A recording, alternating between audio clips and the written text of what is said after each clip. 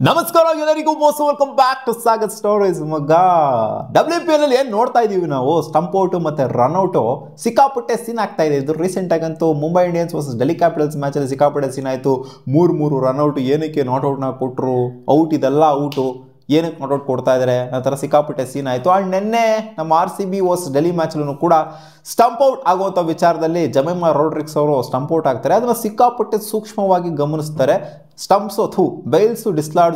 ಡಿಸ್ಲಾಡ್ಜು ಅಂತ third umpire ಹೇಳ್ತಾ ಇರ್ತಾರೆ ಬಾಯಲ್ಲಿ ಯಾವಾಗ ಏನಿದು ಬೈಲ್ಸು ಡಿಸ್ಲಾಡ್ಜು ಇಷ್ಟು ದಿನ ಈ ಥರ ಏನೂ ಮಾಡ್ತಾನೆ ಇರಲಿಲ್ವಲ್ಲ ಜಸ್ಟ್ ಬೈಲ್ಸು ಲೈಟ್ ಅಪ್ ಆಗ್ತಾ ಇದ್ದಂಗೆ ಆ ಸ್ಟಂಪ್ಸು ಲೈಟ್ ಅಪ್ ಆಗ್ತಾ ಇದ್ದಂಗೆ ಟಕಾರನಂಗೆ ಔಟ್ ಕೊಟ್ಬಿಡೋರಲ್ಲ ಏನಿದು ಹಿಂಗೆ ಮಾಡ್ತಾ ಇದ್ದಾರೆ ಕತೆ ಏನಿದು ಹಿಂಗೆ ಅಂತ ಎಲ್ಲ ಸ್ವಲ್ಪ ಜನ ಕನ್ಫ್ಯೂಷನ್ ಆಗಿರುತ್ತೆ ಹೌದು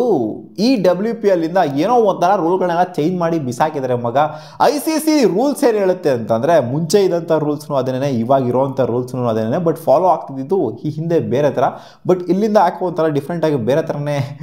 ಪ್ಯಾಟರ್ನ್ ಫಾಲೋ ಆಗ್ತಿದೆ ಅಂತ ಅನಿಸುತ್ತೆ ಆ್ಯಂಡ್ LED ಲೈಟ್ಸ್ಗಳ ಅಗತ್ಯತೆ ಏನು ಅಂತಲೂ ಕೂಡ ಅನಿಸುತ್ತೆ ಕನ್ಫ್ಯೂಷನ್ ಕ್ರಿಯೇಟ್ ಆಗ್ಬೋದು ಇವಾಗ ಏನು ಗುರು ಬೈಲ್ಸು ಡಿಸ್ಚಾರ್ಜ್ ಆಗಬೇಕಂತ ಅಂಪೈರ್ ಥರ್ಡ್ ಅಂಪೈರ್ ಹೇಳೋದನ್ನ ಕೇಳಿಸ್ಕೊಡ್ರಿ ನೀವು ಬೈಲ್ಸು ಡಿಸ್ಚಾರ್ಜ್ ಆಗಬೇಕು ಆರ್ ಒಂದು ಸ್ಟಂಪ್ ಗೂಟ ಏನಿಟ್ಟಿರ್ತಾರೆ ಅದು ಆ ಸಾಕೆಟಿಂದ ಈಚೆ ಕಡೆ ಬರಬೇಕು ಕಿತ್ತಾಕ್ಬೇಕು ಅದನ್ನು ಅವಾಗ ಮಾತ್ರ ಔಟು ಬೈಲ್ಸು ಕಂಪ್ಲೀಟಾಗಿ ಒಂದಾರು ಅಟ್ಲೀಸ್ಟ್ ಈಚೆ ಕಡೆ ಬರಬೇಕು ಆ ಒಂದು ಸಾಕೆಟ್ ಇರುತ್ತೆ ಕೂತ್ಕೊಂಡಿರುತ್ತಲ್ಲ ಅದರಿಂದ ಈಚೆ ಕಡೆ ಬರಬೇಕು ಅಥವಾ ಗೂಟ ಇರುತ್ತೆ ಅದು ಎತ್ತಬೇಕು ಅವಾಗ ಮಾತ್ರ ಔಟ್ ಅಂದೆ ಮಗ ಸೊ ಕಂಪ್ಲೀಟ್ಲಿ ಡಿಸ್ಚಾರ್ಜ್ ಆಗೋವರೆಗೂ ಅದು ಆ ಒಂದು ಸ್ಲಾಟ್ ಏನಿರುತ್ತೆ ಅದನ್ನು ಬಿಟ್ಬಿಟ್ಟು ಆ ಪೊಸಿಷನಿಂದ ಈಚೆ ಕಡೆ ಏರಿಗೆ ಬರೋವರೆಗೂ ಕೂಡ ಅವರು ನಾಟ್ ಔಟ್ ಅಂತೆ ಇನ್ನು ಕಾಂಟ್ಯಾಕ್ಟಲ್ಲಿ ಇದ್ದಾಗ ಅದು ನಾಟ್ ಔಟ್ ಅಂತೆ ಅದ್ರ ಮೇಲೆ ಕೂತ್ಕೊಳ್ಳೋದಲ್ಲ ಅದನ್ನ ಕಾಂಟ್ಯಾಕ್ಟ್ ಸ್ಟಂಪ್ಸ್ ಮೇಲೆ ಕಾಂಟ್ಯಾಕ್ಟಲ್ಲಿ ಇದ್ದಾಗ ಅದು ನಾಟ್ ಔಟ್ ಅಂತೆ ಅದು ಲೈಟ್ ಅಪ್ ಆದ್ರೂ ಕೂಡ ನಾಟ್ ಔಟ್ ಅಂತೆ ICC ರೂಲ್ಸ್ ಏನು ಹೇಳುತ್ತೆ ಅಂತಂದರೆ ಅದೇ ಹೇಳೋದು ICC ರೂಲ್ಸೂ ಕೂಡ ಕಂಪ್ಲೀಟಾಗೆ ಒನ್ ಬೈಲ್ ಅಟ್ಲೀಸ್ಟ್ ಅಥವಾ ಸ್ಟಂಪ್ಸು ಈಚೆಗಡೆ ಬರಬೇಕು ಅವಾಗ ಮಾತ್ರ ಔಟು ಇವಾಗ ಇನ್ನೂ ಒಂದು ಸೀನ್ ಏನು ಅಂತಂದರೆ ಇವಾಗ ಒಬ್ರು ಬೋಲ್ಡ್ ಆಗ್ತಾರೆ ಅಂತ ಅನ್ಕೊಳ್ಳಿ ಬೋಲ್ಡ್ ಆಗಿ ಅದು ಆ ಬೇಲ್ಸ್ ಏನಿದೆ ತಿರ್ಕೊಂಡು ಮೇಲ್ಗಡೆ ಗಾಳಿಗೆ ಹೋಗ್ಬಿಟ್ಟು ಮತ್ತೆ ಬಂದ್ಬಿಟ್ಟು ಆ ಒಂದು ಸಾಕೆಟ್ ಏನಿರುತ್ತೆ ಅದರೊಳಗಡೆ ಕೂತ್ಕೊಳ್ಳುತ್ತೆ ಅವಾಗ ನಾಟ್ ಔಟ್ ಅಂತ ಕೇಳಿದ್ರೆ ಗಾಳಿಲಿ ಏರಲ್ಲಿ ಡಿಸ್ಲಾಡ್ಜ್ ಆಗಿತ್ತು ಬಟ್ ತಿರ್ಕೊಂಡು ಬಂದ್ಬಿಟ್ಟು ಅಲ್ಲೇ ಕೂತ್ಕೊಳ್ಳುತ್ತೆ ನಾಟ್ ಔಟ್ ಅಂತ ಕೇಳಿದ್ರೆ ಇದು ನಾಟ್ ಔಟ್ ಆಗುತ್ತೆ ಇದೇ ಅರ್ಥ ಆಗ್ತಾ ಇಲ್ಲ ನಮಗೆ ಏನು ಗುರು ಇದು ರೂಲ್ಸು ಇಲ್ಲಿ LED ಲೈಟ್ಸ್ಗಳ ಅಗತ್ಯತೆ ಏನು LED ಲೈಟ್ಸ್ ಇಟ್ಟಿರೋದು ಏನಕ್ಕೆ ಗೊತ್ತಾಗ್ಲಿ ತಾನೆ ಪಾಯಿಂಟ್ ಆಫ್ ಕಾಂಟ್ಯಾಕ್ಟ್ ಗೊತ್ತಾಗ್ಲಿ ಅಂತ ತಾನೇ ಇಟ್ಟಿರೋದು LED ಲೈಟ್ಸ್ಗಳನ್ನ LED ಲೈಟ್ಸ್ನ ಅಗತ್ಯತೆ ಇಲ್ಲ ಆ ಥರ ಮಾಡ್ತಾ ಇದ್ದಾರಲ್ಲ ಇವಾಗ ಏನು ಗುರು ಇದು ರೂಲು ನಾವು ಅನ್ಕೊಂತೀವಿ ಜಸ್ಟ್ ಲೈಟ್ ಅಪ್ ಆಗಿದ ತಕ್ಷಣ ಔಟ್ ಅಂತ ಇಷ್ಟು ದಿನ ಕೊಡ್ತಾ ಇದ್ದಂಗೆನೇ ನೀವು ಯಾವುದೇ ICC ಇವೆಂಟ್ ತೊಗೊಳ್ಳಿ ಏನೇ ತೊಗೊಳ್ಳಿ ಲೈಟ್ ಅಪ್ ಆಗಿದ ತಕ್ಷಣ ಔಟಾಗಿ ಕೊಡ್ತಾ ಇದ್ರು ಬಟ್ ಈ WPL ಇಂದ ಯಾಕೋ ಒಂಥರ ಡಿಫ್ರೆಂಟಾಗಿ ಡಿಸ್ಲಾಡ್ಜು ಅದು ಇದು ಅಂತೆಲ್ಲ ನೋಡ್ತಾ ಇದ್ದಾರೆ LED ಲೈಟು ಕೂಡ ಸಿಕ್ಕಾಪಟ್ಟೆ ಇಂಪಾರ್ಟೆಂಟ್ ಅಂತ WPL ಅವರು ಇವಾಗ ಹೇಳಿದ್ದಾರೆ ಏನಕ್ಕೆ ಅಂತಂದರೆ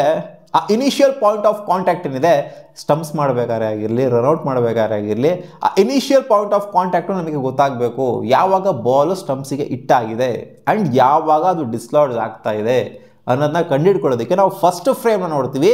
ಆ LED ಲೈಟು ಗ್ಲೋ ಆಗುತ್ತಲ್ಲ ಅವಾಗ ನಾವು ತಗೊತೀವಿ ಇನಿಷಿಯಲ್ ಪಾಯಿಂಟ್ ಆಫ್ ಕಾಂಟ್ಯಾಕ್ಟ್ ಅಂತ but initial point of contact ಲೆಕ್ಕಕ್ಕೆ ಬರೋದಿಲ್ವಂತೆ ಆ ಬೈಲ್ಸು ಡಿಸ್ಲಾಡ್ಜ್ ಆಗುತ್ತಲ್ಲ ಅವಾಗಲೇ ಅಂತ ಲೆಕ್ಕಕ್ಕೆ ಬರೋದು ಸೊ ಇದನ್ನೇ ಫಾಲೋ ಅಪ್ ಮಾಡಿರೋದು ಅವತ್ತೂ ಕೂಡ third umpire DC versus Mumbai Indians ಮ್ಯಾಚಲ್ಲಿ ಸೊ ಅದಕ್ಕೋಸ್ಕರನೇ ನಾವೇನು ಅಂದ್ಕೊಂಡಿದ್ವಿ ಅಂತಂದರೆ ಏನಲ್ಲಿ ಬದನೆಕಾಯಿ ಲೈಟ್ ಅಪ್ ಆಗೋಗ್ಬಿಡೈತೆ ಆಲ್ರೆಡಿ ಏನು ನೆಕ್ಸ್ಟ್ ಫ್ರೇಮು ಅಂತ ಕೇಳ್ತಾ ಇದ್ದಾರೆ ಥರ್ಡ್ ಅಂಪೈರು ಇಲ್ಲಿ ಪ್ರೀವಿಯಸ್ ಫ್ರೇಮ್ ನೋಡೋದ್ರಲ್ಲಿ ಅರ್ಥ ಇದೆ ನೆಕ್ಸ್ಟ್ ಫ್ರೇಮ್ ನೋಡೋದ್ರಲ್ಲಿ ಏನು ಅರ್ಥ ಇದೆ ಅಂತ ನಮಗೆ ಸೈಕ್ ಆಗೋಗ್ಬಿಟ್ಟಿತ್ತು ಬಟ್ ರೂಲ್ಸು ಕೂಡ ಅದನ್ನೇ ಹೇಳಿದೆ ICC ರೂಲ್ಸ್ ಅದನ್ನೇ ಹೇಳುತ್ತೆ ಬಟ್ ಯಾರು ಕೂಡ ಸ್ಟ್ರಿಕ್ಟಾಗಿ ಇದನ್ನು ಫಾಲೋ ಮಾಡ್ತಿಲ್ಲ ಜಸ್ಟು ಆ ಲೈಟ್ ಅಪ್ ಆಗಿದ ತಕ್ಷಣ ಔಟ್ ಕೊಟ್ಬಿಡೋರು ಇಷ್ಟು ದಿನ ಬಟ್ ಇವಾಗ WPL ಅಲ್ಲಿ